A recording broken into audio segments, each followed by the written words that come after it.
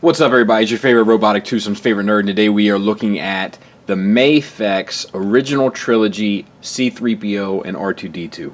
These characters are long awaited. The Hasbro R2 goes for a lot of money, so a lot of people have kind of been waiting for Mafex and SH Figuarts to kind of fill that gap and provide a product that's going to be of a higher caliber at arguably the same price point. Not the same retail price point, but you know, the Hasbro aftermarket price point is comparable to the retail price point of these guys. We're going to see if this is the right set, and we're going to look at it in I think, great detail, but I don't want to make any promises. I have mixed feelings about it. I want to say that right away. Any true Mafex hardcore fans, I don't mean to ruffle your feathers, but I'm not 100% keen on this. Let's find out why. He's where most of my problems lie. We'll talk about him in just a second. He comes with this extra hand, and the detailings and stuff, the paint and all this stuff is fantastic. He comes with this extra hand. Sculpt work looks good on all the little knuckles and so forth, and then he can hold his little communicator, you know, shut down all the garbage smashers on the detention level, you know, and he can hold that in his hand. This is painted both silver and black, and is done fairly well. He doesn't hold it great, but to be fair, he doesn't really hold it great in the movies either, does he? And I think it's a pretty cool feature. So, this fella. For one, the eyes look dead. It looks like he's been turned off. That's a problem I've been encountering more and more often recently, but it doesn't look alive. It looks like Han Solo shut him off in the Millennium Falcon. He's got a double ball peg going from the head into the torso, so he's got a really good range of motion. Here. You see the hand fall off? That happens often. This happens often also. We'll just go ahead and take that off now so we can get it out of the way. And then the swivel. The detailings throughout are really good. Like the paint and the sculpt work, it's all fantastic. All the stuff in there is painted. I would argue that maybe his torso here is a little long. Like this piece here proportionately is just a little off. But it's not the worst thing in the world. But we're going to talk about size a bit later, and he does seem a bit big for every line, including his own. But all the sculpt work on these little, you know, nooks and nibs and little tidbits and spiky bits and so forth look good. There's like, you can see the fingerprints of the people that made it, so that's kind of a bummer, but it was done so that they could give you the worn, you know, lived in world, or you lived in universe, whatever they like to call it, look. And it's done well enough. Oh, Daddy! I exist in a lived in universe. This is all part of it. It's how it's supposed to be, right? I don't think so. I think overall, all the paint, which is this gold chrome, this silver chrome, all the wires and stuff on his belly, all of it is done well, and every little line you see is sculpted, and that's nice. Tons of sculpt work in this. So, we might as well talk about the shoulder since we're here. We have a swivel here, and then this is an extra piece, this shoulder cuff here, to swivel around, and then it's a ball hinge going so it's a ball hinge like Play Arts Kai, with a peg into the torso and then a peg into the rest of the arm, which when you plug the arm in, and maybe it's supposed to come off, you know, I'm trying to give it an excuse, like his arm can fall off like from a battle, but then you got this peg sticking out, and then you have to remove the peg, which you can do. Like, I can feel it coming as I'm pushing, but so to speak, but I'm not going to do that. I'm not going to cause any looser issues with this than are already there. But it all maneuvers fairly well within there. You got to kind of keep adjusting it. And did I break this?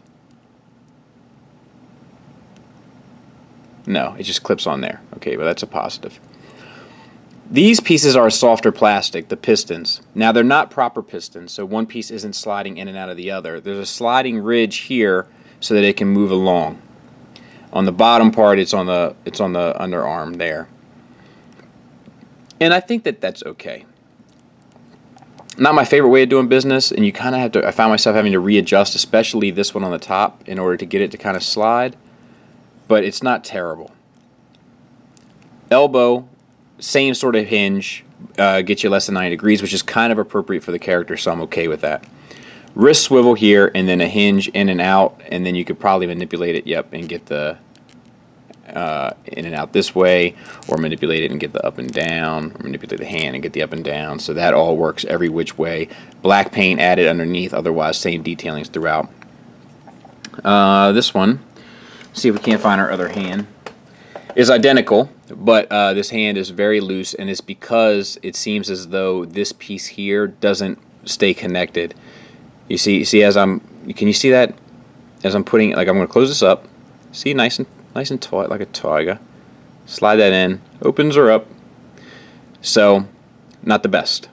Detailings are the same though. So, torso, we have a ball peg. Actually, it's a double. So we got a ball peg at the lower hips and a ball peg at the diaphragm. So it's a good range of motion, side to side, and forward and back. I think it's a good range of motion for the character. I might want to add. It's not like Spider-Man range, but it shouldn't be. Hips are on drop-down ball joints like an SH Figuart, so you can get down to there, which will allow you to kick the leg up, which I think is okay. And out to the side, you pretty much get to there, but you shouldn't have that much range of motion on this guy anyway. It's not appropriate. You know, we've kind of said that over and over again, and it's not an excuse. It's not an excuse. It's a matter of, you know, creating a proper thing. So I'm okay with it. But they're drop-down ball joints. And the swivel is built in actually from the thigh into this outer piece of armor, which is not the best just looking, but it's okay. Single jointed knee gets you back to there, which once again another one of those things that kind of seems right, even though it's not a lot of play, it seems right, and it's a well sculpted thing. So the outer two parts are connected to this, the inner two to that, the pin's going through, and then you can move it, and it actually looks like it's operating properly. And these pieces are glued in here on the side. And that's all nice. Same thing on this side, except it's silver. Ankles, we have the same sort of ball hinge. So we get an ankle tilt up to there, down to there, and then the rocker is built in. So that all works well. And our astromech. So comes with this blue translucent Leia hologram, which is cool enough. Fair accessory, I'll give them that. I kind of like this overall, to be honest. This one. So these are his accessories, and it's two separate pieces. It's for him filling up the drinks. I can see you're making drinks. That whole bit, and this is this swivels here, and the rest of it is pretty much stationary. These things are connected to the arms, so you can't really manipulate them a whole lot while this is on, which kind of stinks. But you know, it's not hateful, right? It's not terrible. It's kind of a cool idea, so let's forgive it. In order to get this look, it's not the best thing design-wise. So you have to take this out here. Easy peasy, right?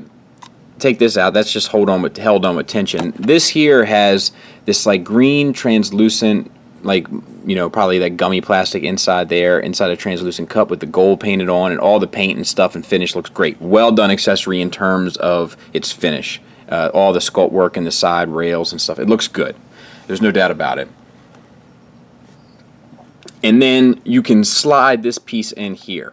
Now the only problem is that when he comes in, it comes with this in, and you have to, it's worth showing you. So you have to pull up here, and it has these four small little pegs, and they just look fragile to me. They're small and they're thin, so just use caution. But you really have to push it, like you'll see if you put it in here, then it sticks down that far, and you can kind of push on that end and push it out, and that's how you can use the accessory. But unless you're going to have them displayed with it, I'm not sure it's worth going through it, because I do think there is some potential concern or a legitimate concern for potential damage. Getting these all to line back up and plug back in without doing any harm. This piece, the drink dispenser, is worth talking about. This piece is a translucent piece. The rest is painted silver with the little blue thing there. No movement in it. It does swivel inside of the port it sits in, and then this blue is painted on there. But it does look cool. It is intricate. I like it. This guy. So, the head does swivel. That's cool. I got a little blemish there. I'm not sure if that's intentional or not. It doesn't look intentional because I don't see the same sort of marking anywhere else, but it doesn't look out of place either because there is a lot of wash and stuff on this guy for that lived-in look, which we like. So it has this blue chrome paint on top of this silver finish paint that looks great. It looks sharp as a tack. It's It's outstanding. It's extremely well done. These blues don't match, but it doesn't, I'll be honest with you, it doesn't really bother me. It almost seems like it'd be okay if this was a different color blue up there. That's fine. Little knob is painted silver and then washed black. Has a black gloss finish on the eyeball, so to speak. Gray painted black, and then silver and on top of the blue. And it is very well done. Extremely well done. And then the body is just the white piece of plastic. And then we have the blue finish there, the metallic finish, the blue metallic finish everywhere you see it. It's all really clean. We have a wash inside every panel and outside of every panel to give it a very well finished look. It's really, really, really well done. I can't stress it enough. A lot of care, a lot of consideration, a lot of effort went into that. Shoulder joints are plug-in swivels. They go all the way around. You got the blue paint here and silver paint that's the same throughout. You have these wires, which are a soft piece that have been glued in, and they're good.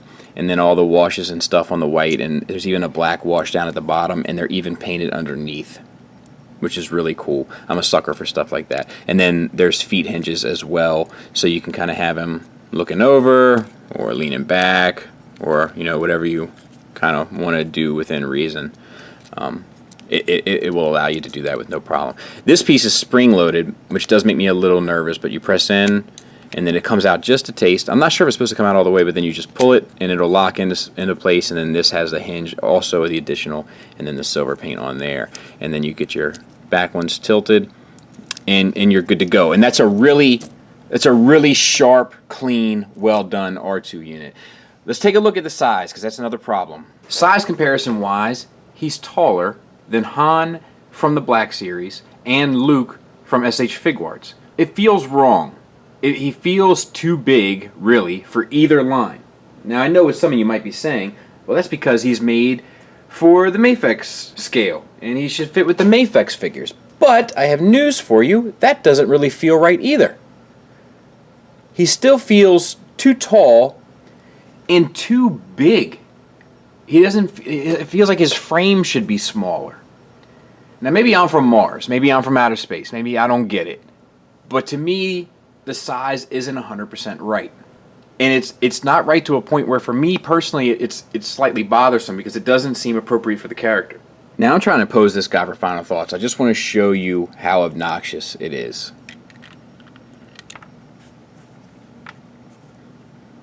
You see that?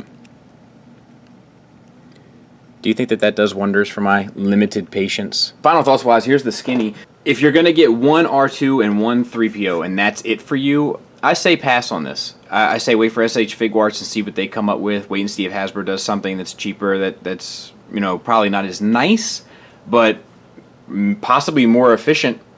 Wait and see. The R2 is incredible. This R2 D2 is fantastic. It's really, really well done. I love it. The 3PO is junk. It's cared for junk. It's well sculpted junk. It's well painted junk, well finished junk, but it's junk. I'll also say this: he has an upper lip. See if I can't get that to focus. I'll cut back in. Can you see that upper lip of his? I don't feel like that's accurate. I don't know if you can see it. I don't know if that's accurate. It feels wrong. So it doesn't look quite right. The pistons and the forearms don't move right. The left arm is always falling out. The right hand is always falling out. It's just not well put together. And that's been my problem with Mafex. And I believe in Mafex. I think Mafex has a great future. I have their Catwoman from Dark Knight Rises. I just got it recently. I like it a lot. I have their Darth Vader, which is actually my proper Darth Vader on my Star Wars shelves, and I like him as well. But there's just something off about them. They just haven't got it quite down pat yet. Their inexperience shows. So I wish them the best. I'm going to continue to support them because there's some things that they're coming out with that I'm still interested in. But I want them to recognize that they're in no position to be cocky, because I'm not sure if they've made a great figure yet. But I think they have the potential. If these arms on 3PO worked, and something about that upper lip, but I'm not going to harp on that too much. But if the arms worked right, if the hand worked right on 3PO, if all that stuff kind of stuck together right, I would be much more forgiving. But as is, it's a bummer. It's a $100 bummer. You kidding me? Let's step it up, Mafex. I think we can do better. And, look, I'm going to have multiple ones, right? So these will be the ones for the original trilogy for now. I'm going to have one for my prequel trilogy. I'm going to have one for my sequel trilogy. So I'm going to have multiple sets, so I'm going to try out different ones, and that's fine. But if you're not going to try out different ones, I'd wait. I don't think this is the end-all, be-all. For those that like to recommend the Bandai model kits, I definitely hear you. I definitely appreciate where you're coming from. I've watched reviews on them. I don't ultimately think they're for me. If somebody has one and I'm at their house or whatever and I get an opportunity to put my hands on them, I will check it out and judge it for myself and then place the purchase. But as of right now, with the amount of stuff that I'm collecting, when I look at those, it sets my spider sense off. I just don't think that I will enjoy them. Shout out to Oscar, a buddy of mine. He has a YouTube channel as well, and he reviewed the Boba Fett Bandai kit, and it's cool. It looks great, but I just don't think that it's what I want. I think it's much more of a model than it is a figure, and I want a figure. So that's it. I say pass. I don't recommend this set at all unless you're having multiple representations of these characters across different shelves and just want a little bit of variety. Thanks for listening. Thanks for watching. Until next time, take care.